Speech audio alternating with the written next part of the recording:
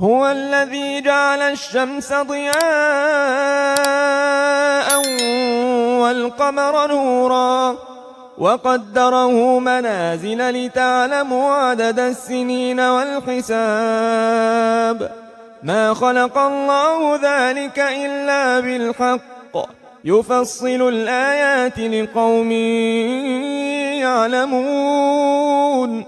إن في اختلاف الليل والنهار وما خلق الله في السماوات والأرض لآيات لقوم يتقون إن الذين لا يرجون لقاءنا ورضوا بالحياة الدنيا واطمأنوا بها والذين هم عن آياتنا غافلون أولئك مأواهم النار بما كانوا يكسبون إن الذين آمنوا وعملوا الصالحات